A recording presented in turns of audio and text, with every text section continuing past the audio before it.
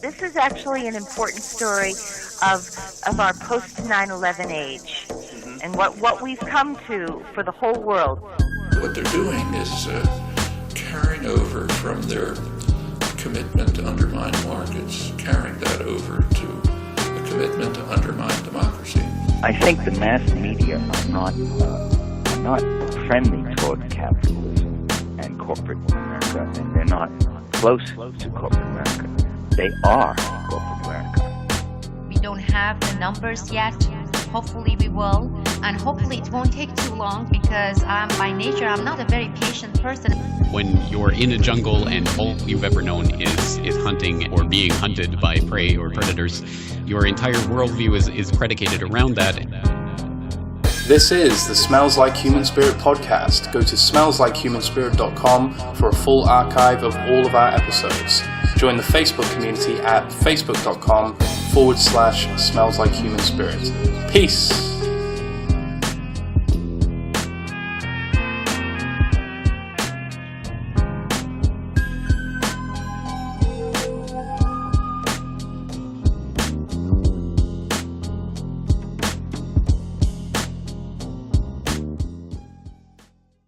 All right, we are back. It's 2013 and we're here on the Smells Like Human Spirit podcast at smellslikehumanspirit.com. It's episode 40 and we're discussing education today with James Corbett of the Corbett Report. A lot of you listening will be very familiar with his fine work, not only on the Corbett Report, but on boilingfrogspost.com, globalresearch.ca, and many other websites and sources. So James, it's great to be talking to you again. Happy New Year, and how are you doing today? Well, I'm doing absolutely fantastic. I'm looking forward to a new year and all sorts of stuff that's still going on and still needs to be documented. So I'm eager to be getting at it again. Fantastic. So, talking about education today, and I'd like to start off by kind of tossing aside aspects of funding or any political sort of slant on education or any sort of debate on public versus private schools or anything like that. I'd just like to start by asking you, what do you feel the purpose of education should be? That's a very good question, and I think fundamentally what I'd have to say is that the purpose of education is learning, not merely learning facts by rote and basically memorizing names and dates and places, but learning how to learn, I think, is the most important aspect of education. And I think fundamentally that's what we should all be aiming for with our children and even ourselves. Because obviously this isn't a process that really stops. It's just a process that can continue for an entire lifetime. And I'm still certainly learning myself every single day. And I think it's really the things that I've learned about how to go about finding information and sourcing information and vetting information is much more important to me than anything that I actually learned, quote unquote, in school, in my own schooling experience. That's such a good point. Well, do you think there's a suitable age to start teaching children the way they're currently being taught throughout the whole of their education? I mean, with data and everything like that. I might suggest teaching children about maybe caring for each other and appreciating their lives and this amazing planet we live on first. I mean, let's give like a moral standing. Let's have that at the bottom, and then bring in the data. I mean, what do you think? Right. Well, I wouldn't say that there's a minimum age to begin educating children, really. I mean, I think from the moment that they're born, you start educating them in different ways. Obviously, they're very, very limited in what you can do in the first year or so of its life. But obviously, there's things that you will try to teach your children right away, such as the danger of hot objects or sharp objects or something. And of course, you can kind of move up from there. But I think there's no such thing as a minimum age at which children will start learning, because they're learning from the moment they're born. Basically, they're trying to ingest all of this sensory data and make sense of it. And I think insofar as the parent or the guardian can play a role in overseeing that process and hopefully, helping the child along in that way. But again, fundamentally, I think education is something that has to come from an internal curiosity. So I don't like to think of teaching in the traditional sense of sitting there lecturing to a child and just telling them about things. I mean, I think they have to be actively engaged in that process. But even so, I still think that even very young children can engage in that process, and I wouldn't say there's too young an age to start thinking about that.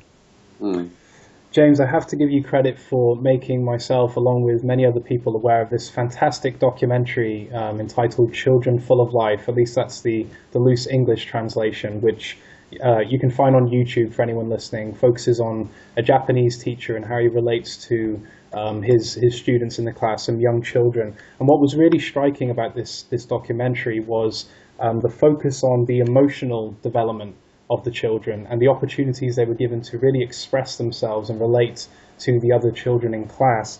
Do you feel that these emotional aspects are purposefully neglected by a lot of the educational systems that we see in the world? Well, that's a very good question, and I'm not sure I'm going to speculate about the intent behind the absence of that type of education from the system. But for those people who haven't seen this documentary, first I'll just wholeheartedly recommend that they go and actually watch the video, because it's much more effective than simply talking about it. But long story short, it follows 1 year in the life of some grade 4 elementary school students in Kanazawa near Tokyo, and the class that's taught by Toshiro Kanamori. And basically, the documentary cameras just followed this class around for 1 year and sort of captured what they were doing and what the activities they engaged in, and the sort of drama, both their sort of daily private dramas, but also what they did in class to sort of act that out. So it starts quite emotionally with one student talking about the death of her grandma, and basically goes from there, and it goes from basically those types of events onward, just looking at the way children deal with these events, as you say, in their emotional lives, and how other students can be supportive of that, and how they can work together as friends. There's problems with bullying, etc., in the class, and it's interesting to see the way that the teacher deals with that, as opposed to what I think we would be more used to in North America. So, of course, this does take place specifically in the Japanese context, and myself, having been a teacher in the elementary school system here in Japan, I often get asked whether this is kind of what a typical Japanese classroom looks like. And I have to say both yes and no. I think just like back in America or anywhere else in the world, there's good and bad teachers. There's teachers that are better suited and worse suited to dealing with children, I think. We'll put it that way. And so obviously Mr. Kanamori here in this documentary is just a fantastic teacher who can genuinely really relate to the children and does an excellent job. And again, you have to really see the documentary to appreciate that. But I think there is more of an emphasis in the Japanese school system on, for example, group problem solving, rather than simply having a teacher lecture to students, don't bully each other because I'll be angry at you. Rather, the Japanese school system is ordered in a way that that from a very young age, children are usually broken into groups, and it's a question of groups having sort of an internal imperative to monitor and control each other's behavior, which right. I think there are good and bad things to be said about that. Mm-hmm. But at any rate, as we see in the documentary Children Full of Life, it can be a very empowering thing for the children to sort of sort through their own problems, obviously with the guidance of a teacher, but more as a teacher, as someone who will be there to sort of direct what they're doing. But the children themselves are very much actively engaged in talking through their problems and problem solving, and there's even a very interesting part of the documentary where they're engaged in a group project to create basically boats that they can put in the swimming pool, the school swimming pool, out of like homemade objects. They kind of construct these boats. But one of the children has been acting up the day they were actually going to go out to test these boats. So the teacher, it says, "Oh well, you can't go then. You can't participate in this today." And since the kids have been excited for this for weeks, and they've been planning and working together on this project, the entire group, his entire team, says, "Well, we're not going to go if this child can't go, because that's just not fair." And the entire class eventually joins in with this kind of boycott. And the teacher says, "Oh, okay. Well, since you've stuck up for him, we can all go together." And it's one of those things where you can tell the teacher is obviously kind of goading them into that, trying to make them stand up for their comrade, as it were. And that's the type of dynamic that I think I see at least more often here in Japan than I ever saw back in Canada, where it was kind of more of teacher-student direct guiding type of instruction. So there are things to be said both in favor of and I guess against the system like that. But it is certainly interesting to see the way different countries and different cultures approach this subject, because we tend to normalize these things. What we grew up with is the way schooling is and the way it has to be. And when we denormalize that and we see it from different perspectives and different cultures, I think we can get a different understanding on what education can be. Well, it's great to know that in different parts of the world there is a different way of stimulating children's mind. There is a different form of education. I mean, that's it's very promising to be aware of that. But maybe in this Western world, I don't think education would stimulate children's minds enough for them to get the best out of themselves, to realize their true potential, and for them to reach happiness. And surely that should be the overall aim of education, to teach happiness. And maybe we can touch on that a little bit. And does society even care about how happy people are? If not, then we should. Well, that's a perspective that's been brought in. For example, instead of trying to measure the gross domestic product of the country and ranking countries that way, people have suggested that there should be a happiness quotient or that type of thing, quality of life type ranking of countries instead of GDP. And I think there is something to that. We have to take into account the well-being of people on a number of levels. But I don't think happiness is quite the way I would frame it. I don't think that the point of life is necessarily to be happy so much as to be fulfilled. And I don't think those two are necessarily one and the same. Although I guess you could make an argument that fulfillment is happiness. But I think at any rate there should be more of an emphasis on the emotional life of the children rather than children as robots who are expected to write down the answers on tests and simply grading them that way. Obviously, there has to be some consideration to the emotional and the overall development of these children into adults, and it really is a question of whether or not schooling, as we've come to know it, really is the only way, or B, the best way to go about doing that. And I think there's a strong argument to be made that, in fact, the entire system that we've grown up with has been sort of constructed not to genuinely provide any sort of emotional development or well-being for children as they grow into adulthood, but simply to turn them into those kind of robots that will function well on tests. And I think we have to really examine it at that level to understand what could at least possibly be a different way of looking at it. It's very interesting because going back to the aforementioned documentary Children Full of Life, that happiness aspect that James mentioned there's something that the teacher focuses on and reaffirms with the children. That should kind of be the underpinning factor in whatever they do. But you mentioned fulfillment there, James. I'm just wondering, fulfillment of what? When we say fulfillment, are we talking about our desires, ambitions? Are we talking, some people would take that to mean financial success in one's lifetime. So just what does that mean to you, just out of curiosity? Well, exactly right. You're right to point out that is kind of a slippery concept. And I think it necessarily has to be so, because I think one person's fulfillment is not going to be another person's fulfillment. And I think people have to find that in their own way. Certainly what interests and fulfills me as a human being, I wouldn't expect would be what interests and fulfills everyone else, let alone even the majority of other people. And I don't think we can have a one-size-fits-all solution to that. But I think fulfillment has to be something along the lines of allowing the child to discover and develop along the interests of what the child is genuinely interested in seeking and doing. So that can take place in a number of different environments and in a lot of different ways, and it can look different for different children. And I think, again, we have to be prepared to allow for that, because so much of what the school system as we understand it is about is standardization of children themselves, to try to turn out a sort of set product so that by the time someone is 18 and finally capable of living on their own according to what we've grown up with, they're capable of performing such and such function or reciting such and such names and dates and facts, etc. But obviously, I think we have to really transform our understanding of what it is that we're aiming at here. And I would rather have human beings who are capable of problem solving, understanding the world around them, and solving problems based on what comes towards them on their own without necessarily having to look for the guidance of a teacher type figure. And also, I think it has to be, in some way, at least preparing children for attempting to find what it is that fulfills them. Again, I don't think that there can be an answer to that. This is your fulfillment. This is what we're going to teach you. I think that has to, again, come from the individual themselves.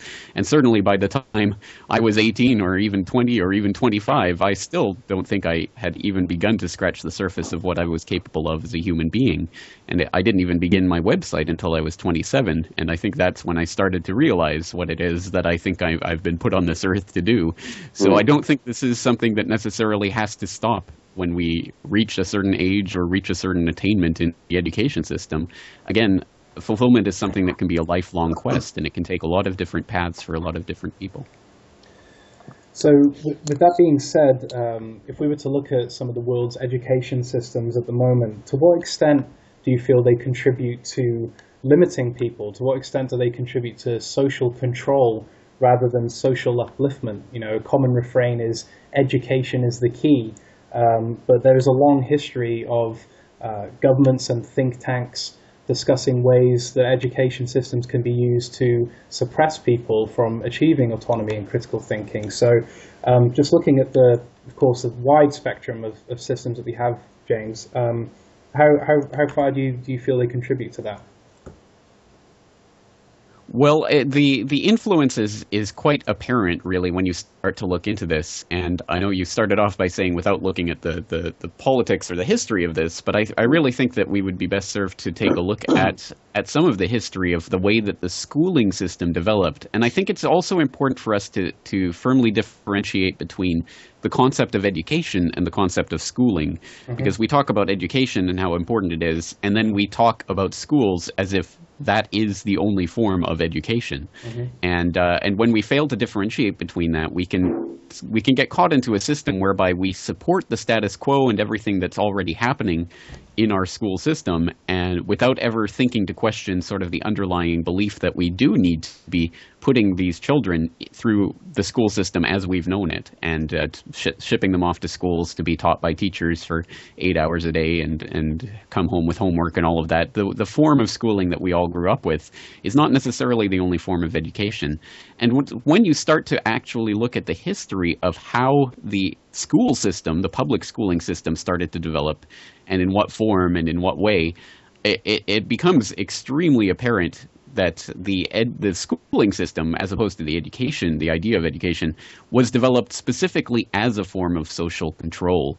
And we have this not, again, from any just sort of airy-fairy, what we're making up off our head. We have this from historical documents and the writings and of the people who were involved in the creation of this themselves.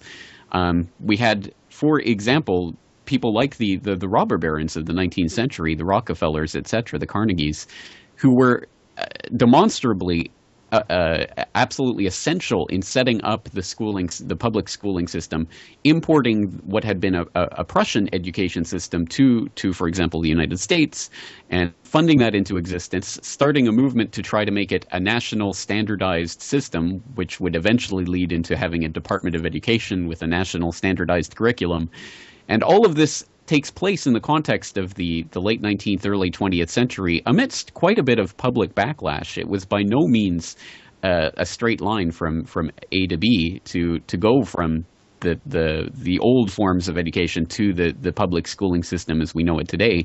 But because we have grown up in that system, and that history of how the system came to develop isn't taught to us, we tend not to have much awareness of that and not to question it. So again, once we start to look at some of these historical documents and the figures that were behind them, we start to realize that there is quite a huge gap between education and schooling. And again, I think it serves our interests to start to take a look at where those two interests might diverge. Absolutely. I think we've got to keep in mind that the younger a mind is crafted, then the more solid that thinking pattern becomes all the way to adult life. So when it comes to the endless pursuit of profit for businesses and national economies, do you think our minds are crafted through education to further this profit more so than getting the best out of people? Absolutely. And again, this is not just a speculation or abstract philosophy. This is something that was definitely aimed at with the formation of the public schooling system and the mandatory education system, which was self-evidently and confessedly set up to produce better workers, basically. And it was quite explicitly aimed at that the schooling system would be able to produce children, basically like products, that would then be able to slot directly into the industrial society that had arisen in that late 19th or late 20th century. So that whereas hundreds of years ago, you might have had individual artisans and shopkeepers and people, farmers, etc., more rurally based, who were interested in having children who would be able to function in that society and be able to obviously help out with the family business, but also perhaps to better themselves and participate actively in social and civil life at that time. But you start to develop this notion in the late 19th and early 20th centuries that what we need to do is standardize everything for the standardized factories that had become the hub of the economic activity of the United States and much of the developed industrial world at the time. And so what you have is this system that wants to produce children that have become automated, have become used to this routine of clocks and bells, and you do this at this time, and then you stop when the bell rings, and you do something else at this time. And everything is regimented, everything is directed from a teacher to the students. There's no such thing as self-discovery, self-learning. It's all very much given from an authority figure to the children. And the basis of judging whether or not someone has failed or succeeded in this system is an arbitrary mark that is given by the teacher, again, from an authority figure to the students. So that at every single point, the idea is to try to eliminate as much of the individual human factors as possible and to try to inculcate a sense that everything comes from on high, everything is decided before you get there and will continue long after you go, that it's just a system that you can't really question. And of course that serves the interests of the industrial manufacturers of the late 19th century, who wanted very much that type of worker. Once that person turned of age and was able to work in their factories, they would have been used to and have spent their entire lives basically in a system that looked very much like a factory, where you go to work and you perform a certain function until you hear the bell or the whistle, and you have a break, and then you go back to work when the bell rings again. And it's just basically trying to create a system that inculcates the children to understand the world as if it were a type of factory or something like that, as opposed to a sort of more natural learning environment that would have been apparent in centuries before that. You mentioned the presence of an authority figure there, James. Do you feel that growing up in a schooling system where, you know, that there is the ultimate authority figure of a teacher, do you feel that creates a damaging trust and reliance in people to get all the answers from the person in power? Do you think that has sort of long-lasting effects on us as we go into adulthood and beyond? Absolutely. I think we do tend to internalize the structures, the social power and the structures of control that we see around us. And if we are put into a situation from basically the time we're able to walk and talk until the time we reach quote-unquote adulthood, in which we are constantly monitored, controlled, regulated, and graded by an authority figure, we do tend to internalize that as the way that society functions and the way that it should function, because again, we don't tend to question those underlying points of the system that have just been present for our entire lives. And when we start to internalize that and we start to think that that's just the natural way that things can be, I think that leads to all sorts of very important political and social and economic relations that become encoded into our society that, again, we never think to question. So that even from the perspective of myself, who at this point has finally, after years of struggle, broken free from the idea that we necessarily need a state to watch over us, it seems to be, from my perspective, that statism itself is propped up by this constant inculcation our entire lives that there is this higher power, this authority figure that will come down from on high to regulate us, control us, tell us what to do, tell us how to do it, and then grade us on our ability to do it. And we start to see society as a reflection of that. Well, we must have this authority figure there at all times telling us what to do. Otherwise, it would be chaos. And of course, if we look back to our own schooling histories, we might all have had that experience where, if the teacher leaves the class, or if there's a substitute teacher or something like that, the authority has been sort of questioned or put into to question for that period of time. Suddenly the class goes haywire and people are running around and doing whatever. And instead of questioning whether that might not be because of the system that as it's been constructed, and of course when you release the authority figure from that that system that requires the authority, something will happen. But instead of really questioning the fundamentals of why that's happening and whether there's a different way to imagine such a scenario, we just tend to internalize that and normalize that and say, well, that must mean that we always need authority figures watching over us, or we're all just going to go crazy and haywire. And that's the type of thing that it's so basic to our experience that we never think to question just how much the schooling system and the education that we grew up in can inform our view of society itself. Well, it might only be a matter of time before a big screen in the room replaces the teacher as the authority figure in the classroom. But I don't know, we'll see what happens when it comes to that. But surely the constant use of computers is going to have a massive effect on the way we think in generations to come. It's almost like technology has swayed evolution down a slightly different path. What do you think, James? There is no doubt that we are transforming as a species, really. I don't think it would be overblown to say that. And it's happening in a number of different ways. And I'm quite cautious, obviously, about the way technologies are incorporated into society and why specific technologies are forced on the population and how they're brought into the society, etc. Having said that, I think that there are positives to this, insofar as even at the time when I was going through university, I don't think it would have been as easy as it is today to completely and utterly circumvent the university education that I went through. It would have been possible. I could have gone to libraries and I could have researched topics myself and I could have learnt myself.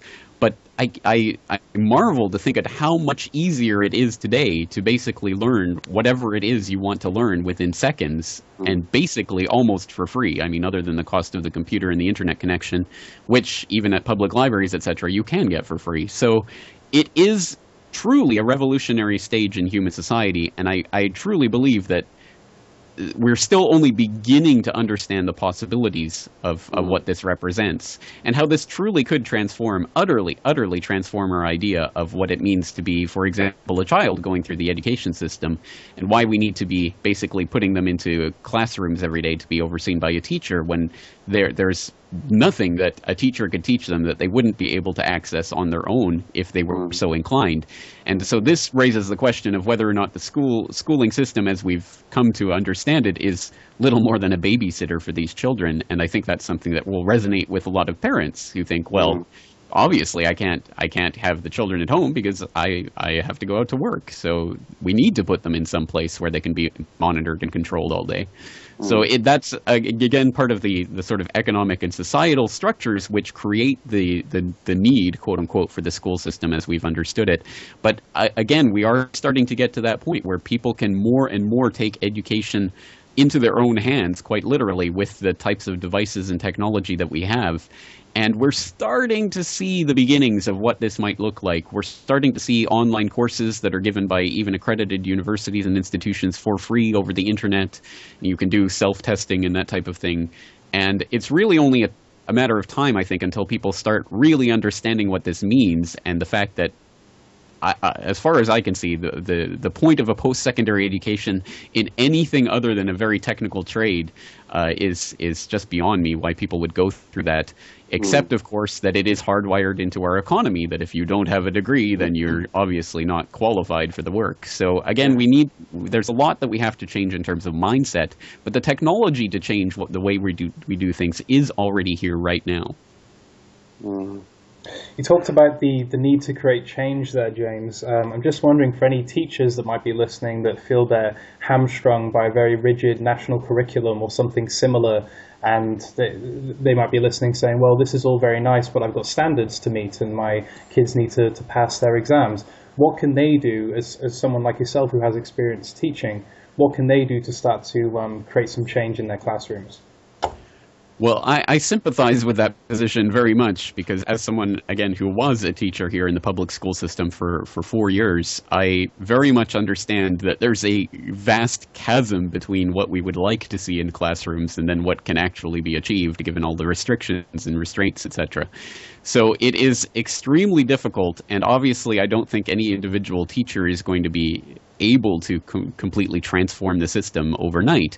But I guess there are two ways of looking at this, and they're both. I don't want to come to a conclusion on one or the other, but I think there are both ways of dealing with this problem. And the first, I think we can see as the example that's set by teachers like Mr. Kanamori there in the Children Full of Life documentary, who obviously is teaching on a day-to-day basis and is involved in the Japanese school system, but he certainly does bend that system from time to time, and he certainly does allow the children to participate in their own education to a degree that I think a lot of other teachers wouldn't be comfortable with, or wouldn't even necessarily know how to do. But he's obviously quite good at that. He's obviously spent decades developing that technique. So that's the type of answer that some teachers might come to, that yes, I mean, at the end of the day, you still do have to teach this and this and this because it's part of the national curriculum, but at least you can sort of bend the format for how that's done, and you can try to challenge children to sort of rise to the occasion. And I wouldn't put that down. I wouldn't disparage that method because, of course, it's not the type of fundamental revolutionary change that we'd all like to see, or at least I think we'd all like to see. But it is certainly a step towards something better. I mean, it's certainly demonstratively better to have children engaged in the learning process like that rather than to have them as automatons. So it is good to have people like Mr. Kanamori in that system. But the other way that teachers can go is to follow the example of someone like John Taylor Gatto, who, of course, was the New York State Teacher of the Year and won much acclaim and accolades for the way that he handled his students. And you can go and read his books or listen to his interviews and documentaries about Mr. Gatto. And he talks about some of the techniques that he would do. For example, if he saw a child in the back of his classroom drawing cartoons instead of like actually watching what was happening in the class, he would go and tell the student, well, if that's what you want to do, that's great, but that's a pretty terrible job you're doing right there. Why don't you go to the library and get some books out on how to draw comics, etc., and what types of how to sell your comics to companies, etc., and would make that into a project for the child. That sort of thing. Very, very progressive, obviously, ideas and some great ideas for how to really transform what was happening in the system. But eventually, he ended up coming up against the wall of how far you can go in such a system, and he ended up resigning quite famously on the editorial pages of the New York Times, basically saying that he couldn't do it anymore. He couldn't indoctrinate these children. He couldn't teach them how to basically hate themselves and pray for authority figures to come and save them, and how to become basically robots. And he laid that out quite well in his editorial of why he couldn't continue being a teacher in that system. So I could see, I mean, if there are teachers out there right now that are wondering how to educate within the confines of the public school system, there are those two options. The one is to try to see what you can do to bend the system from within, and the other one is to leave the system because it is corrupt to the bone. And again, I can't really pass judgment on people for how they deal with that, especially because, of course, a lot of people have their own families to feed and bills to pay, etc., and they're trying to make their way within the system that we've been given as well. So it's not an easy situation for anyone. And certainly, again, my sympathies are out there for people who are in that situation right now. Absolutely. Well, I think you've given a really balanced and rational answer to that question, and something that people can actually apply to their lives if they are indeed working as a teacher. Final question for you, James. Something that's very topical right now, particularly in the United States, is the issue of student loan debt. Seems like every week we're reading about some PhD graduate who's saddled with 6 figures or more of debt. What are your thoughts on that? Do you think that the student loans are instruments to saddle people further, or do they exist to help people get the education that perhaps they wouldn't otherwise be able to get. What are your thoughts on that? This is a case of where the government steps in to give aid, quote unquote, to a system. What it does is end up skewing the regular market forces that would be in play for that system and skewing things towards where it becomes basically unavailable for people who don't have that government aid, quote unquote. So where we see that, for example, with heavy interference in the marketplace for medicine in the United States, we see exorbitant medical rates that are just ridiculous, that can't be paid by the average person, which necessitates the industry of the insurance, which then can be further supplemented by the government, which further skews the market, etc. And in the exact same way, I think we see a similar thing with the education system, where the government steps in with these loans, quote unquote, that of course have to be, that all come due when you leave the education system. And it is a sort of system that has been set up that does put students into a type of debt slavery from the day they end up graduating. And I can't necessarily fault the system itself, because the students, of course, have knowingly and willingly and voluntarily signed up to that. So anyone who goes into that, taking out that exorbitant loan, knows what they're getting into. And to a certain extent, you can argue, well, if you want to be a doctor, you have to go to medical school. If you have to go to medical school, you have to pay these exorbitant fees. And if you have to pay these exorbitant fees and you don't have the money, you have to take out a loan. So it is a vicious circle that's created by the system as it's been presented itself. But I think that the answer certainly can't be simply to ask the government to rob other people of more money in order to further subsidize students in order to help to pay their education. I don't think that that's the parsimonious answer that we're all looking for. I think what we have to do, again, is to start at least questioning how it is that we can start to transform the expectations of society so that every young person really needs a college degree or college education. Otherwise, they're just unemployable, except for garbage men or something like that. I mean, that's the type of mindset that we've come into in the last several decades, and it is absolutely ridiculous. If we had a post-secondary education system that in any way resembled what the market out there actually needs and desires and wants and would like to achieve, I don't think it would look anything like what we see right now, with people going to school for 4 years to get a degree, for example, in my case, in English, and then becoming teachers and then becoming website proprietors. I mean, I look back on my post-secondary education with some regret. I mean, I do value the experiences I had, the people I met, what I did. I don't really regret that. But looking back and thinking of the money that I paid for this education, which has not served me well in any real respect, then there was nothing during that 4 years that I couldn't have learned on my own time by myself, and would have anyways, because it was what I was naturally interested in. So again, I think we have to start fundamentally questioning the system. And if we had a system where, for example, people were not necessarily expected to go to university and people were judged more on the merits of what they were capable of and what they were talented at, I think we would start to see a return to something more like rationality in the post-secondary education, where post-secondary education would really be for people who actually need it, for doctors, for engineers, for people who are going into specific trades. And I think we would see, if we saw some of the government intervention in that marketplace getting out of the way, I think we'd see some sort of return to more realistic figures in terms of what an education actually costs. So I think there's a lot of things that are skewing this, and one of the most fundamental is just, again, our expectations as a society that post-secondary education is necessary for vast swaths of the population, especially in this day and age where the access to technologies to educate ourselves are so widely available. Absolutely. James, this has been fantastic as usual. We want to thank you so much for your time. I just want to give you the opportunity to get the word out there about anything that's coming up on the Corbett Report website. The floor is yours. Let us know what people can expect in the next few weeks.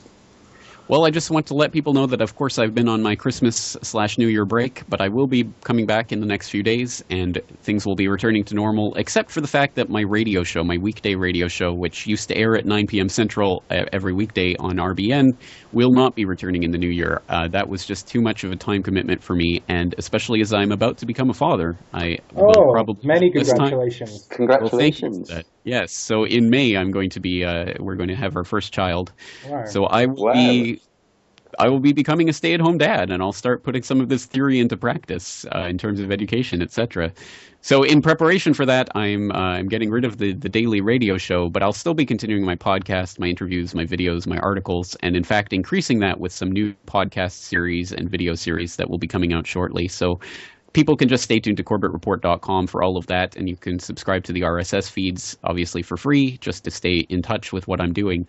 And also, I'll be posting this interview on my own website, so if you guys want to give out your contact details, again, your website and your YouTube channel, and people can find that.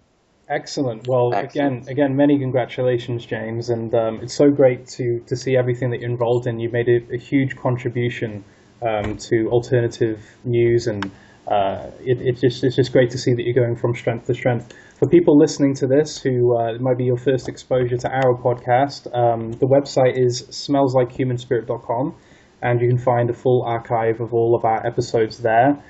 You can also find us on iTunes, YouTube. The account is Smells Like Podcast. We're also on Twitter. The handle is Smells Like Pod, so you can keep up to date with us there. And we also have a Facebook group. It's just facebook.com/, you guessed it, Smells Like Human Spirit. And we have quite a budding community on there now, and some good discussions. We post articles and links to documentaries as well as the podcasts themselves. So for anyone listening to this, I definitely encourage you to check all that out as well. All right, thank you guys. It's been a real pleasure. Thank you so much, James.